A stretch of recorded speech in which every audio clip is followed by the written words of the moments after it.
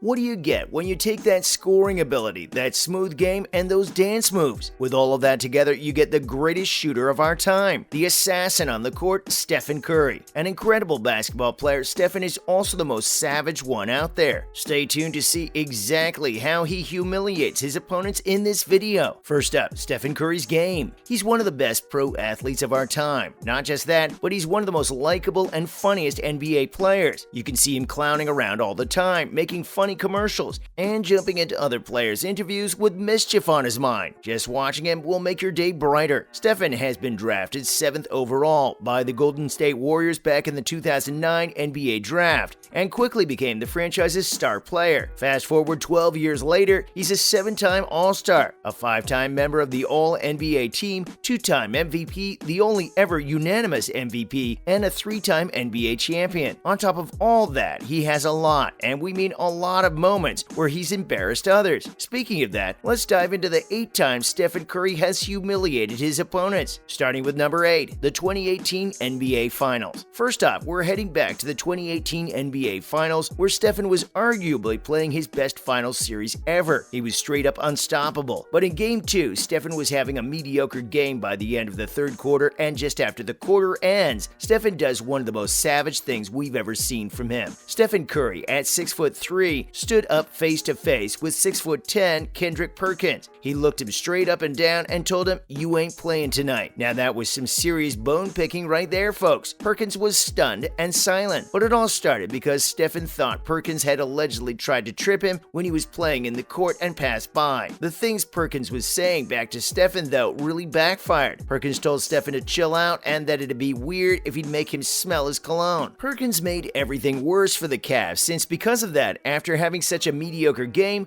Stephen goes and bags 5 threes, scoring 16 points in the fourth quarter, extending the lead from a 10 to a 20-point blowout in the finals. Classic trick. Give the star players something to be angry about, and they go and take it out on the court, dominating the rest of the game. It's basic NBA 101. Moving on to number 7, Patrick Beverley gets a taste of Curry. Speaking of players being angry, that leads straight to Patrick Beverley. Looks like Beverley never took the course because he went and got physical with Stephen on the court. Beverley even reached him after the whistle, and Curry objected to that right away. And Beverley never learned because he decided to do it again in the game a little while later. By this time, Stephen had had enough of Beverley's antics and proceeded to drop 40 on his head. But even dropping that 40, he wasn't finished, and finished the game with a spectacular shot all by himself. Very humiliating for Patrick Beverley, the so-called first all-team defense. Maybe Westbrook was right when he said that Stephen was very tricky, running all around the court. But apparently Patrick never stops talking because he told Stephen that he had had the last 5 years, but the next 5 years were going to be his. To which Curry savagely replied, "Aren't you 31? Stephen is just great. He's the best shooter of our time, one of the most amazing and likable players in the NBA, and a savage." Following up with number 6, Jaylen Brown has shown his place. Speaking of Steph being a savage, though Jaylen Brown, a rookie at the time, thought like many others that it was a good idea to start saying stuff that would rile up Stephen, the reigning MVP. And what did Steph do? Shut him up right away. He ran a circle around all the players with the ball in his hands, feigned, and shot his score right into a perfect basket. Jaylen was so confused he went up in the air, jumping to defend himself when Stephen wasn't even close. "What are you doing, Jaylen?